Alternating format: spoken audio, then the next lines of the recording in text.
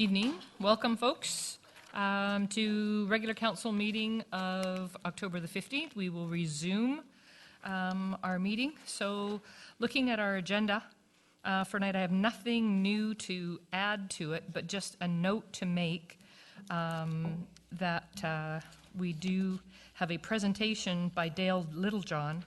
Dale himself is sick and won't be able to make it, so his substitute in leaving from Vancouver got hung up in traffic due to a traffic accident, not that she was involved in. So she is on the 5 o'clock ferry and will be coming in, but just a bit late. So we're going to move past 5.1, but when she comes in, we'll then put her on the agenda. So if we can just shuffle things around in that regard, I think we'll be good. So looking for approval of the agenda. So moved. Second. All those in favor? Opposed? Motion carried. Public participation time. Folks, this is your chance. Anyone that would like to come and make a comment or speak to council is absolutely welcome to do so. Mr. Wansborough. Oh, microphone's not on. Oh, yeah, hold on. Yeah. Sam?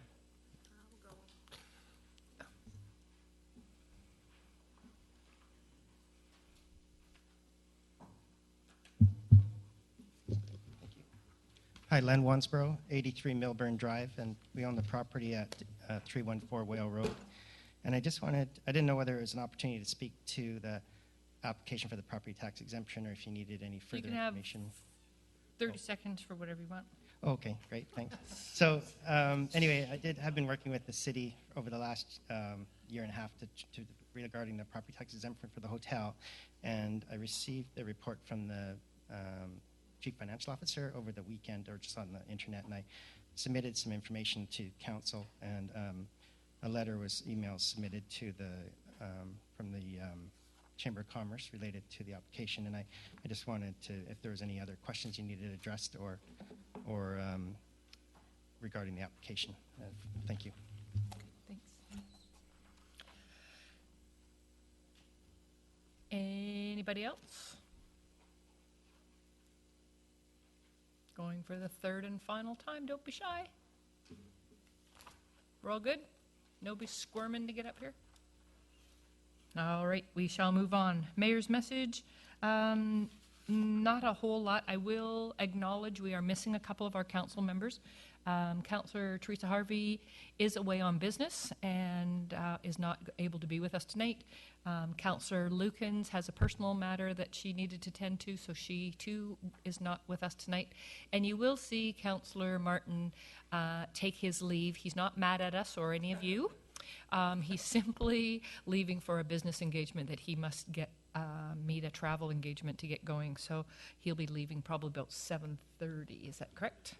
So we do still maintain quorum with the four of us that will stay behind, and so the business of tonight will take place. Moving on from that, I have one more item, and I was in receipt today from the province in regards to gas tax agreement, community works fund payment, and the city of Colwood received $222,260.80 as of this month, and those are funds that we put into our gas tax funding that goes for improvements around the community, such as sidewalks and things, when we can accumulate enough funding to get something accomplished. So we were glad to see that one come in. Looking on then to adopt the minutes of the special meeting of council on September 30th. Move adoption. Second. All those in favor? Opposed? Motion carried. Move receipt of Colwood Cycling Advisory June 3rd, Heritage Commission September 11th, Protective Services Committee September 11th, St. John the Baptist Church Management Committee June 11th, Transportation and Public Infrastructure September 4th. Move receipt. Second. All those in favor? Opposed? Motion carried. The presentation, as we said, we'll just put that on hold until Patricia can get here, and we will move on to item number 6.1, Councillor Day, a discussion regarding a letter from Mayor Lois Jackson in regards to our First Nations Aboriginals affairs. Thank you. The city received a letter from the Corporation of Delta, from the Mayor of Delta, Lois Jackson, regarding proposed changes to the Federal Reserve policy. And she was in attendance at the Union of British Columbia Municipalities Conference, as were we. And I did see her in the First Nations session there. And she spoke with a number of other representatives there as well on this policy on additions to reserve and reserve creation. And she is concerned that many people have not been made aware of the issue and may not understand the implications of the changes that are being proposed. The proposed amendments to the policy have significant implications for local governments. In particular, the changes will allow First Nations to add lands to their reserves that are outside of their traditional territory. And this would mean, for example, that a First Nation in the Caribou could acquire land in Delta and include it in their reserve, thereby removing it from the municipal jurisdiction. Additional information was provided to us in the form of the report that their staff did for their council. The Lower Mainland Treaty Advisory Committee is very active in this area, and I have brought forward numerous of their reports previously, as it is a difficult area to inform our citizens about due to what is known as the openness protocol, which means that I'm not allowed to publicly comment on specific details related to the Timuc Treaty that's being negotiated for the Capital Regional District. The federal government developed their additions to reserve policy in 1972. It was last updated in 2001. And the policy sets out the conditions and issues to be addressed before land can be added to Indian Reserve. The policy was created to fill a gap in legislation, as additions to reserves were not addressed through the Indian Act. And under the new provisions that are being contemplated, under the additions to reserve, local government consultation will be required of the First Nation. But the amount of time that is given to a municipality to answer is being reduced, and the 3-month time frame to reply to an application will not be enforced. So something that might affect our official community plan, for example, a document that takes a great deal of community consultation, we would not have any ability to have a time frame in which to respond to it. Also, there would be no veto power for the province or local governments. We would not have any general or unilateral veto on any reserve creation proposal. And in regard to the net tax loss to the municipality, the local government would need to negotiate an adjustment for net tax loss once the land was transferred from the local government to the First Nation. However, the draft addition to reserve policy indicates that the adjustments are not intended to provide indefinite compensation. It would be a one-time investment or compensation. And the ATR policy does not specify a time frame for how long adjustments could or should extend, or a formula for that compensation. So the local governments will be fiscally impacted by the eventual loss of tax revenue. So it just brought that to your attention. What the Mayor of Delta is asking for is to let everyone know, and perhaps we would choose to let our federal representatives know that we might like to see this done a little bit differently. It is my position that local taxpayers must not be expected to subsidize the treaty. Residents and businesses located on First Nations lands located within existing municipal boundaries must pay their fair share to support existing infrastructure and municipal amenities within the area in which they live. So I just bring that to your attention. Do you, Councillor Day, need any sort of motion to write a letter of support to this? Should this be directed to TTAC to be a more collective approach to this issue?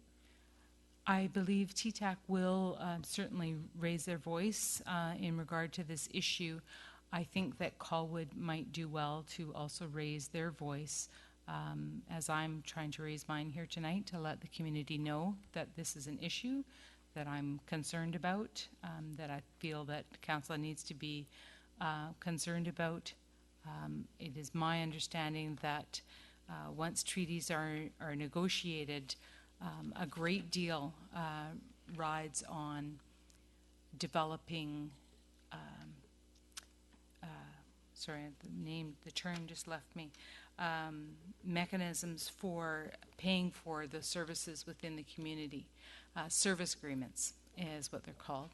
And it's very important that we get that right, because land that may be identified within Colwood that has been included in our official community plan and has been counted in our consideration of what size sewer lines we need, what size water lines we need to have fair compensation for, and be sure that there are the same suite of services for people on or off reserve.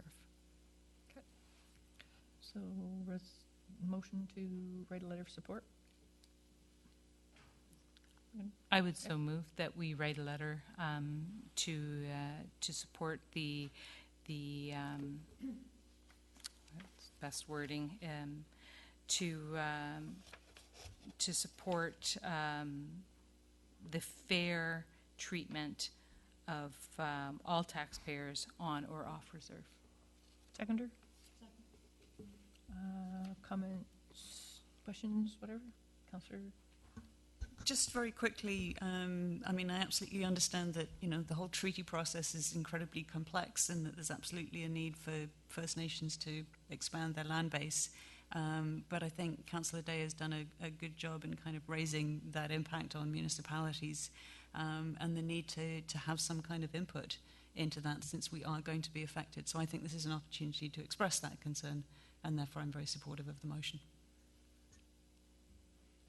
Anyone else? Call the question. All those in favor? Opposed? Motion carries. Moving on to 7.1, Finance and Admin.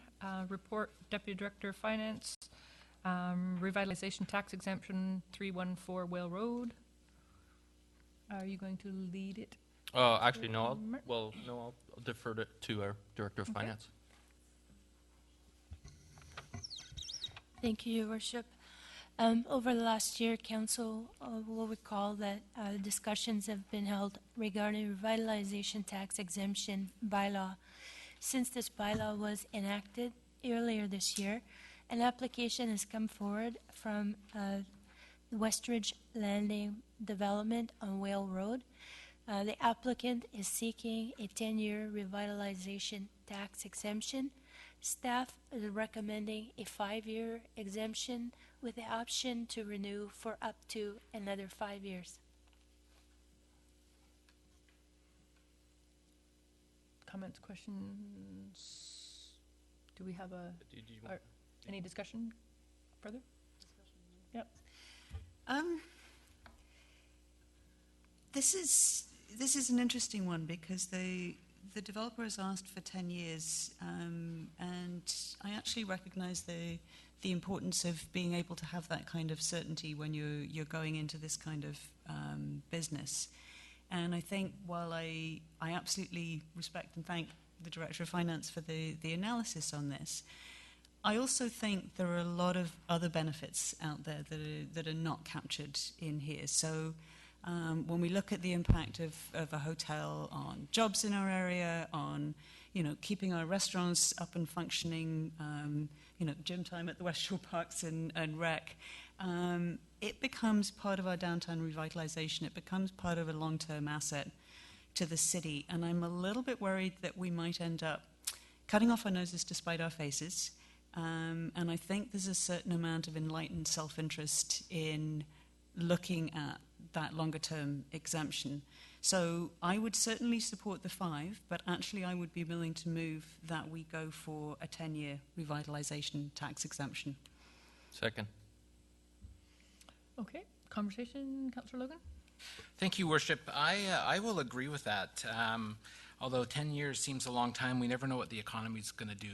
And although the tax exemption is it's one small component, what we don't realize is that we are still going to get the investment in through DCCs, through road improvements, actually bringing that part of town into the 21st century, hopefully spurring other developments. And in 10 years' time, what you're doing is you're creating that cushion for the city and a bit of a windfall, so to speak, when they will be required to pay property taxes on the hotel building. I understand that, with the hotel, the land value increases and the property will still be paying taxes on the land, in addition to taxes on the redevelopment of the rest of the property, for the development of condos, commercial space, et cetera, et cetera, et cetera. So from my perspective, this is a relatively small investment that will have the opportunity to show great dividends. So I definitely am supportive of the 10 years. Thank you. Councillor Day? Thank you. I can support the 10 years on the hotel improvements portion only. I just want to clarify that it is only on the hotel improvement. The land and the other developments will not be included in that.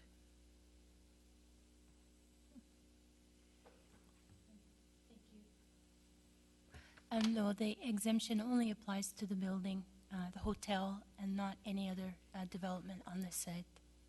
Thank you. And 10 years isn't that long a time. I was just reflecting that I think this is my 11th year on council, so it goes by quick, and in all that time we have been trying to revitalize our downtown core. So hopefully this is a step that's worthwhile, and we'll start building things in the the West Shore has come a long way. Chamber of Commerce is doing very well. It's lovely to see, and I'd like to see Colwood Corners area take that next step.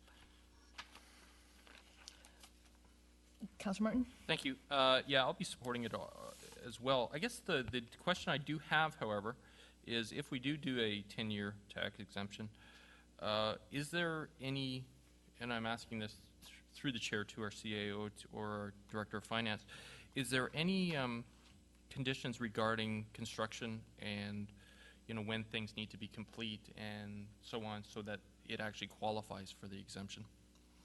Through the chair to Councillor Martin, yes, there is actually. There's a deadline 1st of October 31st to make tax exemption available in 2014, and there's an exemption certificate that has to be signed off that does have conditions in it. So that's the mechanism to ensure that the building does go up as required by the city, but also that the developer can meet the conditions. Thank you. And one clarification from me, because the proponent has indicated that he understands that the exemption would only be for the municipal portion and not for school, CRD, hospital, etc. Is that the case or not the case? Thank you, Your Worship. My understanding is that the tax exemption is for all taxes.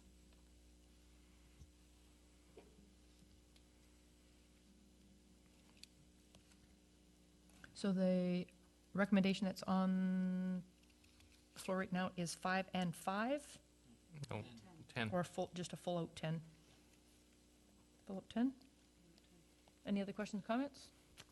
Call the question. All those in favor? Opposed? Motion carries. Moving on then, we've still got 5 more minutes there, Mr. Martin. Yeah, I know. I'm not going anywhere. Planning and Land Use Committee, rezoning application RZ0413, 310, 14, 18, 28 Whale Road. Page 95 on your agendas, folks, for those that are tracking.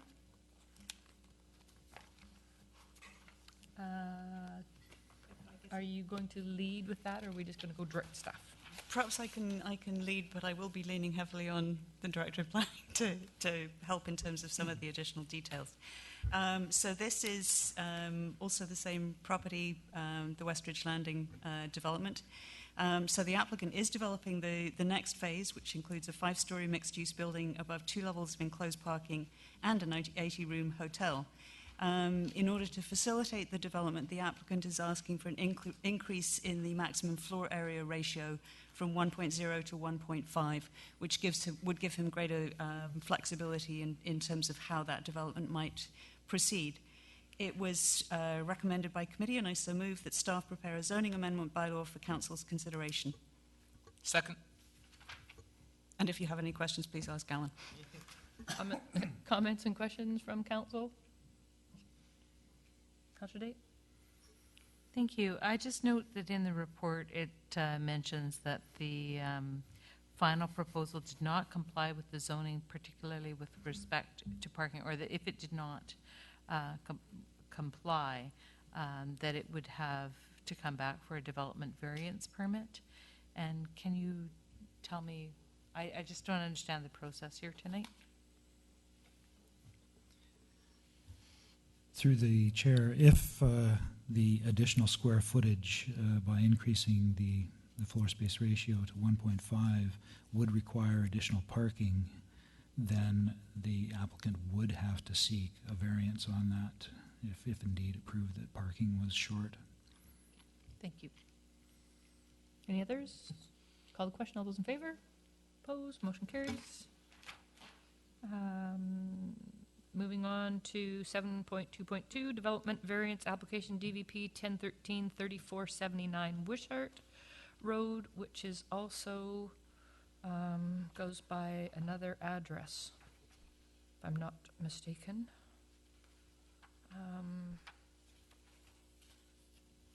Yeah, off of Regency, is it not? The new internal road in the subdivision is Regency Place. Yeah. Okay, good. So this application you will actually see twice on the agenda tonight, once under Planning and Land Use Committee and once under Transportation and Public Infrastructure. And the reason for that is the portion dealing with private land goes through the Planning and Land Use Committee, and the portion dealing with public land goes through TPI Committee. So if you're wondering why you're seeing it twice, that's the reason that you're seeing it twice. Essentially what the applicant is asking for is variances to increase the maximum allowable front yard parking area requirement in order to accommodate expanded parking lots for lots with secondary suite potential in this new subdivision at Regency Place. The on-site parking, so in other words, the piece on private land, the on-site parking area relaxation is proposed to work in conjunction with a further request to allow a 1 metre additional widening of driveway boulevard crossings up to a maximum of 8 metres, and that then was what was considered at Transportation and Public Infrastructure Committee. So the Planning Land Use Committee recommendation only deals with regarding relaxing the parking area relaxation. And a part of that also is making sure that both that there are permeable materials used for the front yard hard surfacing that helps with rainwater management, and also dealing with making sure that there is sufficient soil volume retained in order to grow us some nice healthy trees on that property. So it was recommended by committee, and I so move that development variance DVP 1013 be authorised for issuance with provision included, which would have the effect of varying the maximum allowable front yard parking requirement subject or pursuant to section 2.5.05 bracket 5 of Land Use Bylaw number 151 from 50 square metres to 60 square metres, subject to the following conditions. All additional front yard hard surfacing beyond 50 square metres must consist of a permeable material, such as unit permeable pavers, installed to the satisfaction of the Director of Planning. Second, that the property owner must demonstrate to the satisfaction of the Director of Planning that no proposed front yard hard surfacing beyond 50 metres squared shall in any way impede achieving required soil volumes, 10 cubic metres per tree, for trees to be planted in private property and or in adjacent boulevard areas of Regency Place and Royal Bay Drive, in accordance with the approved plan entitled Grading Plan Details, Sheet 2 of 7, Revision 4, dated August 24th, 2012, including the tree pit detail specifications shown therein, who wrote this? Where such sold volumes are in whole or in part being provided within private property. And third, that subject variances should be applicable only to lots which are a minimum of 12 metres in width and which therefore have potential for secondary suite permits. Seconder? Second. Comments, questions? Anything? Seeing none, all those in favor? Opposed? Motion carried. Moving then into 7.2.3, rezoning application RZ 0313, 2128, 2132, and 2138, Souk Road. Thank you. This is a site that's seen a few proposals in recent years, and the significant difference with this proposal is that rather than seeing a room full of people opposed to this development, we had, I think, one gentleman who stood up and told us how much he loved it. So congratulations to the developer who did an exceptional job working with the community in pulling this forward. So the application is to rezone those 3 lots on Souk Road to facilitate the development of 4 three-storey buildings housing 14 attached townhouse dwellings with optional flex units available. And this is interesting because this is actually, I think, the first time under our OCP that we've actually seen flex units come forward. So I think it's kind of exciting and a good fit with Royal Roads University just down the road. There was a couple of folks who stood up supporting the application. A couple of questions came up around access and traffic, that would go to Transportation Committee further down the road. It was recommended by committee, and I am not going to read all of this, but that the following options be taken, and I will let you read all 3 pages of it. Second. Planner. Alan?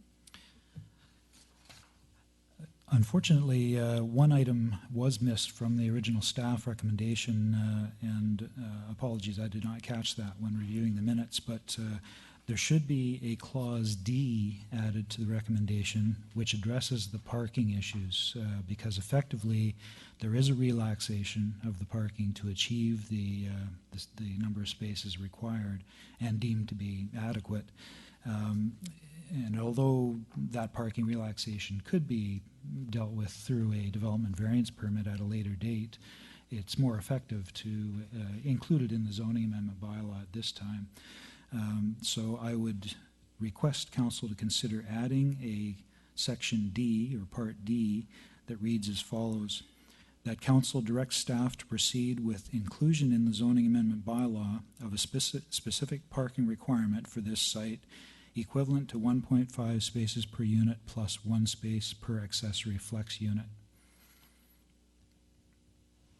And that was agreed to by the committee. It's just gotten missed in the mix here. Is that So acceptable? I would just consider that included if that's Okay. acceptable. And has he's departed? He's gone. Okay. Comments, questions from council? Seeing none, call the question. All those in favor? Opposed? Motion carried. 7.2.4, request for additional information and development application reports. Thank you. There was a situation that arose recently with respect to a specific application, and it was suggested that we might be looking for some additional information in the planning reports. It was recommended by committee, and I so move that a section be added to development application reports listing charges registered against the title of the property and if they would have any effect on the proposed application, and that applicants be required to supply all necessary information to the city as part of the application submission. Seconder? Second. Comments, questions? Councillor? Just in terms of comments on sort of this particular issue and this particular application, I've seen some suggestions out there that somehow imply that you know, staff behaved inappropriately or should have been bringing information to us, or we should have been killing the application or whatever. I think it's worth reminding ourselves that when the municipality is asked to consider applications such as this, we are legally obliged to do so, regardless of what else might be out there. I would also note that staff have a vast amount of information that comes to them in terms of any application. And there's, of necessity, a huge amount of sifting that goes on in terms of, because you see the Director of Planning coming with a binder this thick, and it's been distilled into thank goodness, a very reasonable staff report that's considerably less than that. I just want to say our staff are doing a fabulous job, and we need to recognise that. And they do an incredibly difficult job, and they provide us with the information that they think it's important for us to know. I think it's important to recognise that they are doing their job. The other comment that I've seen that I did just want to throw out there is I've seen questions around, where is this business of density coming from? And again, I kind of wanted to remind all of us that it's there in our OCP. This is one of the things that we went out to the community, got lots of consultation on, and the community came back and said, the way the world is going, we need to move to more dense forms of development. It makes social sense, it makes environmental sense, it makes economic sense for the community and for the people who live there. Yes, we've all seen examples, examples of good and bad density, but I think it's really important that we move to good density in this community because there are all kinds of benefits that derive from it. So it is in our OCP, and again, I think it's absolutely important to recognise that's where it's coming from, was the community input that got us to that place. Thank you. Thank you. Councillor Logan. Thank you, Worship. Through you to the Director of Planning, just out of interest, Alan, is this a lot of extra work, and is there a cost to doing this, like doing a title search, that sort of thing, fees we have to pay? No, the title search is done anyway. It's just a question of examining, perhaps, and inclusion of the specifics relative to the application, examining the document. And do you know, is this standard in other municipalities to do something like this? I think insofar as a title search, yes. I think most municipalities would agree that private covenants, for instance, or private easements are documents that do not hinder and should not hinder municipal process. Having said that, I don't know specifically whether other municipalities treat these as affecting their decisions or not. I would hope not. Thank you. And I think that we've, done what can be done to try and mitigate against this. A lot of these things have, become out there long before the city was a city, and for other reasons. And I mean, we recently had one that popped up that there should be no use of car lots on Souk Road. Hello, there's a whole bunch of them out there. So, we find these old things out there that, that we might not have knowledge of, and have to look at incorporating that information to the best use possible.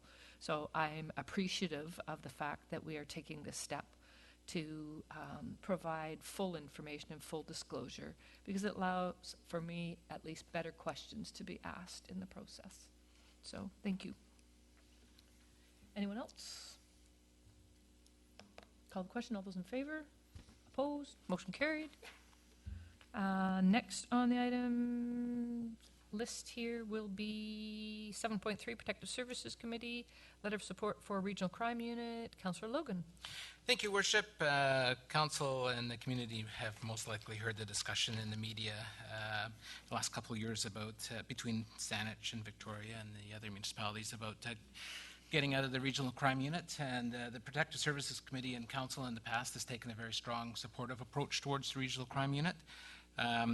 Also, recently, the District of North Saanich has decided to step out of the program, which has caused the unit to look and evaluate its costs and its effectiveness, and the West Shore's participation in the unit itself. And in speaking with the detachment commander, there's absolutely no doubt that being a member of the Regional Crime Unit is an extreme benefit for West Shore and the community. And notwithstanding some of the challenges cost-wise this year, it is recommended that we continue as a full member of the Regional Crime Unit. And it was also recommended that by committee, which I will so move, that the Chief Administrative Officer be directed to write a letter of support to all Greater Victoria municipalities and electoral areas covered by the Regional Crime Unit, providing the updated mandate of the RCU, or Regional Crime Unit, and expressing the reasons why the City of Colwood supports the program. Second. Comments, questions? Councillor Day? Thank you. Just speak to this from the family court perspective. I chair the Victoria Family Court and Youth Justice Committee, which has all 13 municipalities and 3 school districts on it. And we quite often hear the stories of the families who've been impacted by events that would fall under the Regional Crime Unit's purview. And certainly it is so strange to ever have to tell a family who lives in one municipality that your neighbor would get one level of service and you would get another, even though you might be facing some of the most difficult circumstances in your life. So I certainly would like to offer my full support for the Regional Crime Unit. And I echo all that. Anything further? Call the question. All those in favor? Opposed? Motion carried. And we will break at this point to receive our presentation. We have the presence of Patricia Bell, who has arrived. So I'll leave it to you to come forward.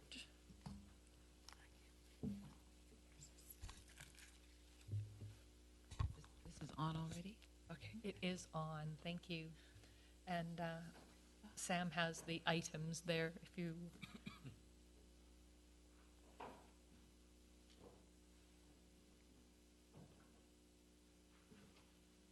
So sorry for being late. I understand that a truck dumped a load of lumber on the Queensboro Bridge at about 12 o'clock today, which created traffic mayhem. I'd like to pass on the regrets of our Executive Director, Dale Littlejohn, who had planned to be here tonight. He has caught the flu. So, good evening. I'm Patricia Bell, and I'm very pleased to be here to represent the Community Energy Association, the Province of BC, UBCM, Fortis BC, and BC Hydro, as I congratulate Your Worship, Mayor Hamilton, distinguished councillors, City of Colwood staff, on receiving the Climate and Energy Action Award Honourable Mention for Community Planning and Development. I know that the Honourable Steve Thompson, Minister of Forest, Lands and Natural Resource Operations, was very pleased to present the award, the Honourable Mention, to Mayor Hamilton and Councillor Cullington at the UBCM Convention in Vancouver last month. As you may know, the Community Energy Association is a non-profit founded in 1995 by UBCM and the province to assist BC local governments with energy planning and reducing greenhouse gas emissions.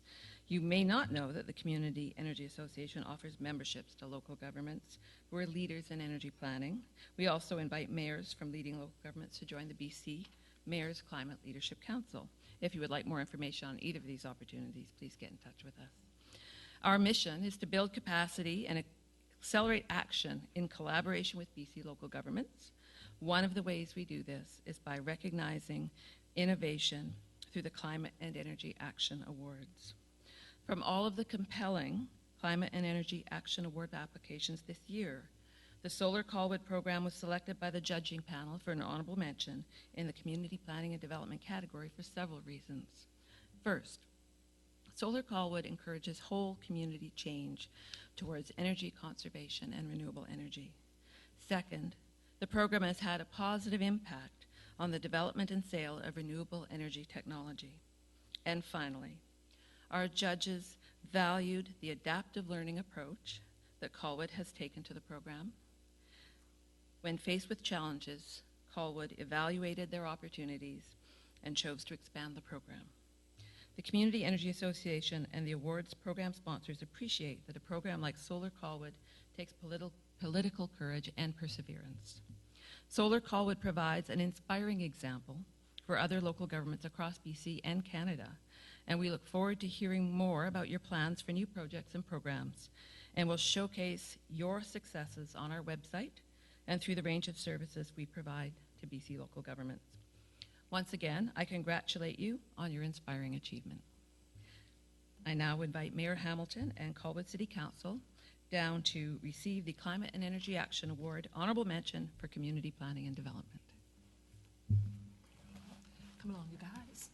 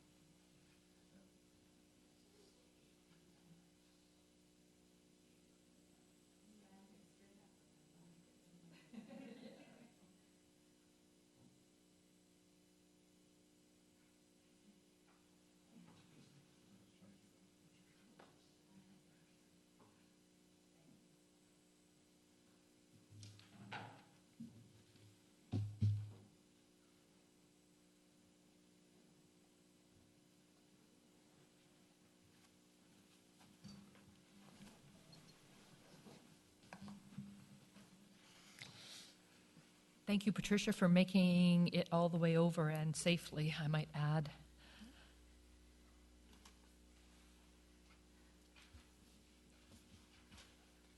Can I just say it was very thrilling to get that award? It was fabulous. Thank you. It was, yeah, we got greater things in the works. Moving on, folks, to 7.4 Transportation Public Infrastructure Committee, Development Variance Permit DVP for Resolution Way. Thank you, Madam Mayor. This is one that we had hoped to deal with at the last council meeting, but we didn't get the public notice out in time. So that gave us time to bring it back through TPI and to council to give people an opportunity to comment on the DVP. Although, as it turned out, nobody took advantage of that opportunity.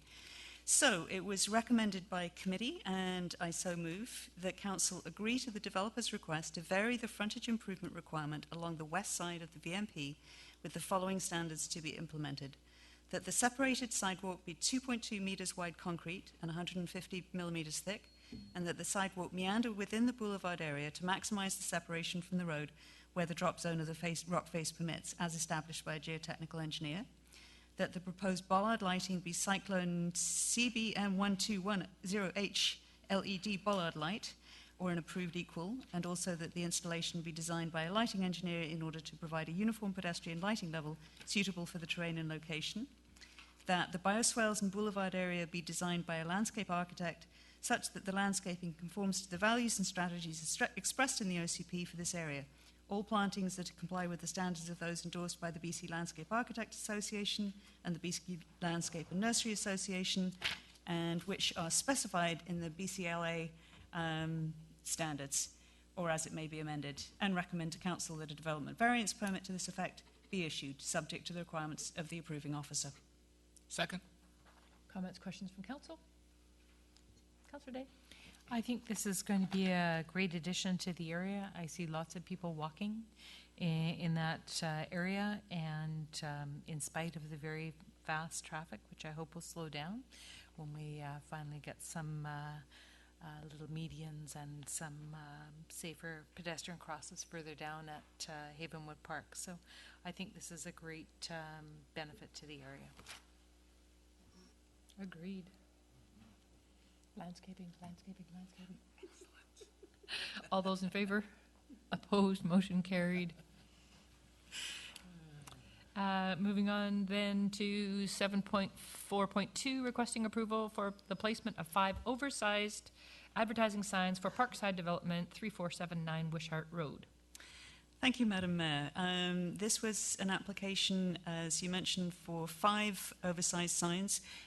4 of them are quite large, one of them is very large. And as per our traffic and highway bylaw, any signs that are larger than the 1.1 metre squared are required to be approved by council. So, of course, this came through TPI for their review and recommendation. We did have some discussion regarding the particularly large sign in terms of being able to kind of see in terms of traffic coming in and out, but the city engineer assured us that this isn't an issue. It was recommended by committee, and I so move that council approve the request to place 5 oversized advertising signs for the Parkside development within the city boulevard as requested at the intersections of VMP Souk, Latoria VMP, Latoria Wishart, Latoria Machosen, and Royal Bay Drive, Regency Place, providing that the Latoria at Wishart sign does not impede pedestrian access, and with the option to review all of the signs in 12 months. And please note that I added an additional location into the written recommendation that you have before you. Latoria Machosen got missed out inadvertently.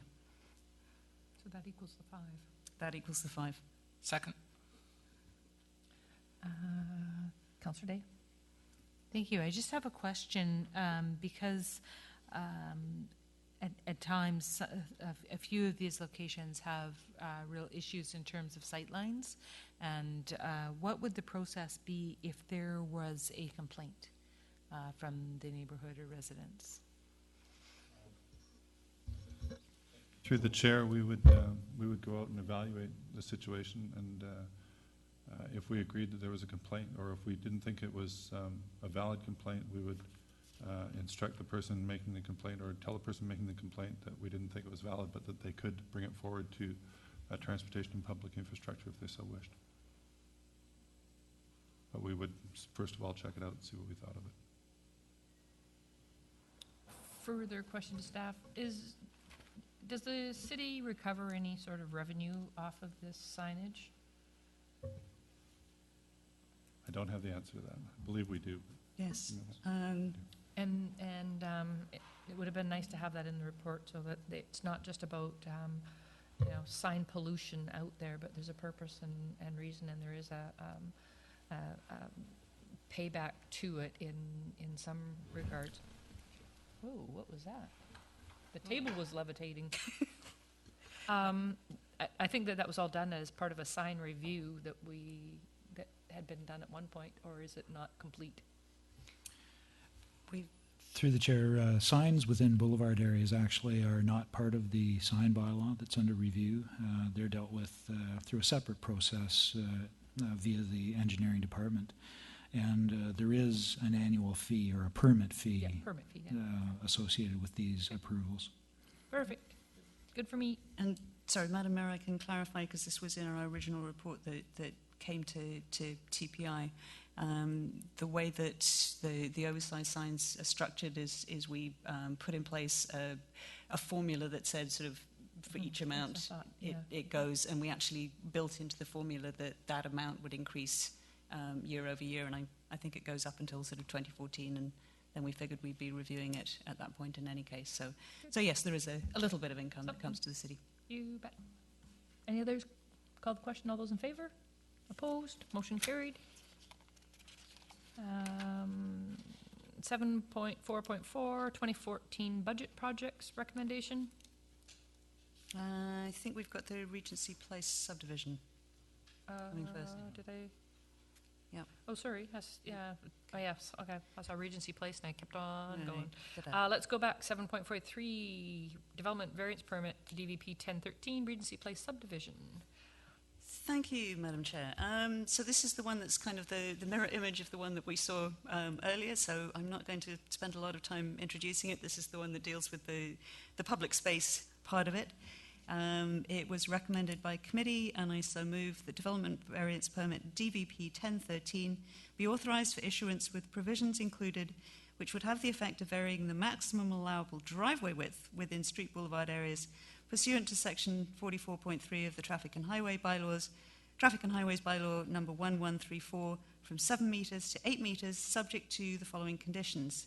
1, the property owner must demonstrate to the satisfaction of the city engineer and director of planning that no additional driveway width beyond 7 metres shall in any way be impede achieving required soil volumes 10 cubic metres per tree for trees to be planted within the boulevard areas of Regency Place and Royal Bay Drive in accordance with the approved plan entitled Grading Plan Details, etc. And second, that the subject access variance shall be the subject access variance shall be applicable only to lots which are a minimum of 12 metres in width and therefore have the potential for secondary sweep permits. Questions, comments? Seeing none, all those in favor? Opposed? Motion carried. Now we'll go to 7.44, 2014 budget projects, TPI.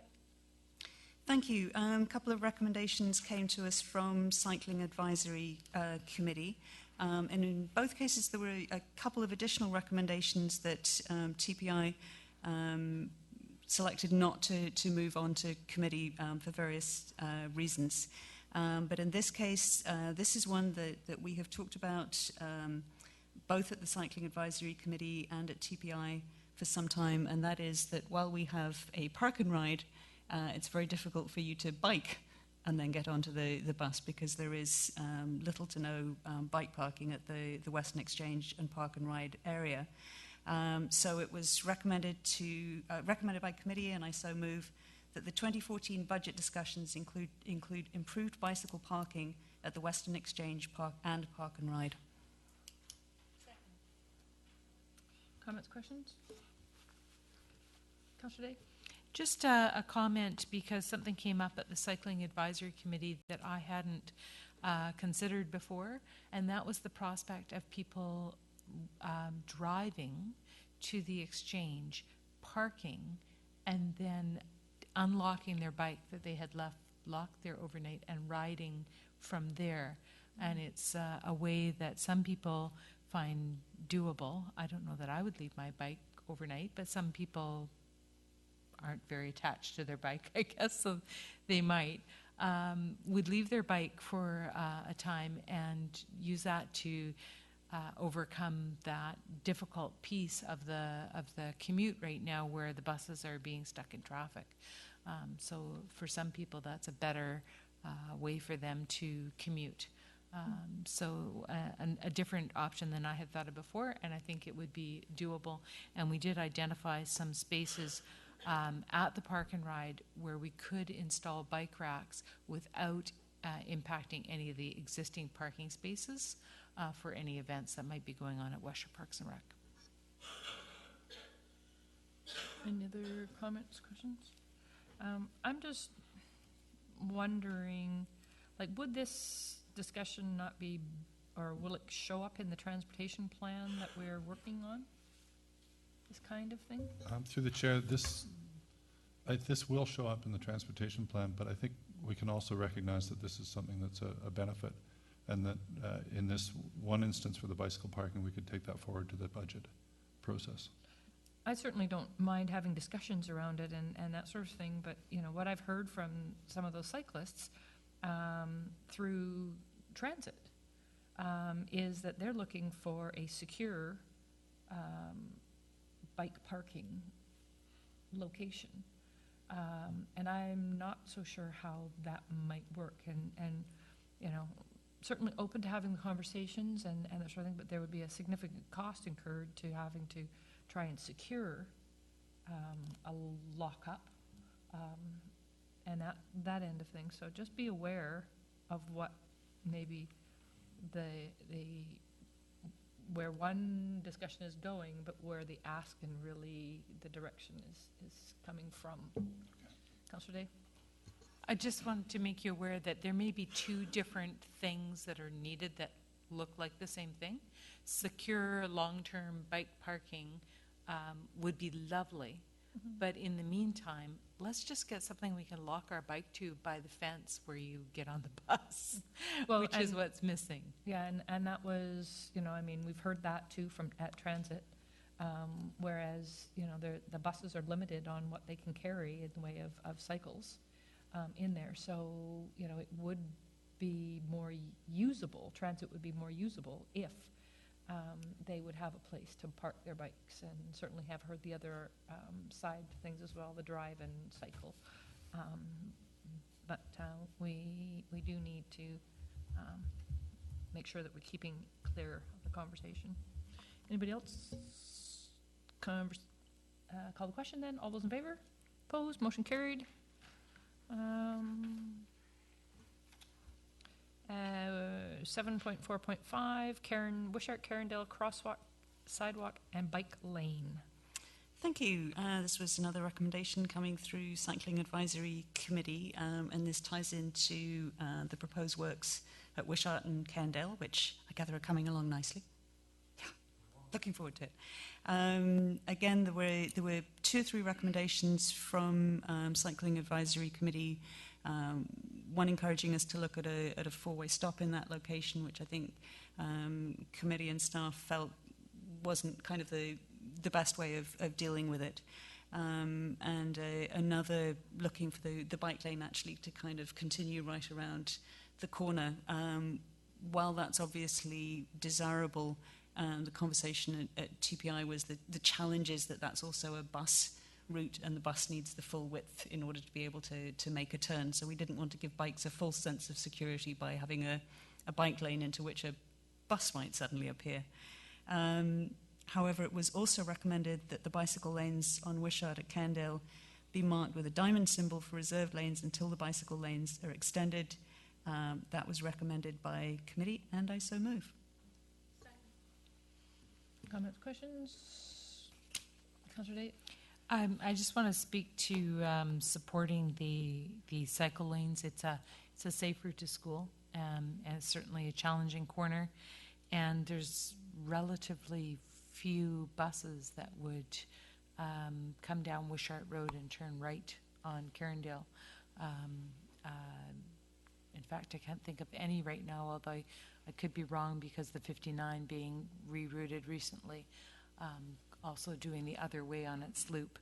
But that being said, I just think it's really important to protect that lane and get kids to ride their bikes. Can staff, the diamond, what is it significant for? It's significant in that it's a special use lane. Normally you would do the diamond possibly with a bike lane symbol as well.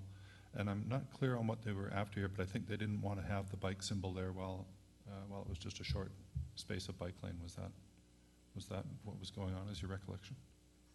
Or did they want to have the bike lane and the diamond symbol?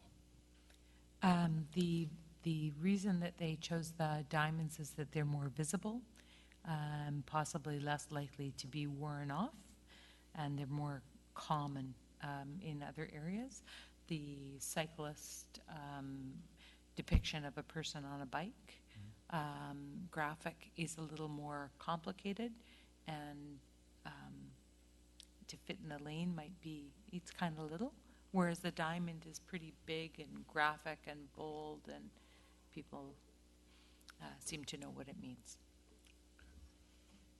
I just tried to find more defined information on what the diamond signet is in relationship to a bike lane, and I wasn't able to find anything, to be honest with you. Most bike lanes had pictures of bikes, or it had some other shared use symbol, but not a diamond. And I'm just worried, what's the confusion? Is that going to be enough information for anybody that's on the road sharing? Yes. I certainly rode my bike through Langford this morning and rode over diamond symbols that were also combined with the bike. So I think it is a reasonably... And certainly it seems to be one that the cars respect and recognise. All righty. Just take away my best joke if you don't use the diamond signal, because I always say whenever you find that lane that absolutely is terrifying to be in the bike lane, that's when they always put the diamond symbol in the lane, and I call those black diamond bicycle runs. Yeah, and they need that going down Pandora Street, let me tell you. Anyways, call the question then. All those in favor? Opposed? Motion carried. And if I get back onto my agenda here, I think we are done. We have no bylaws and motion to resume in camera. So moved. All those in favor? Opposed? Motion carried. Thanks, folks, for showing up.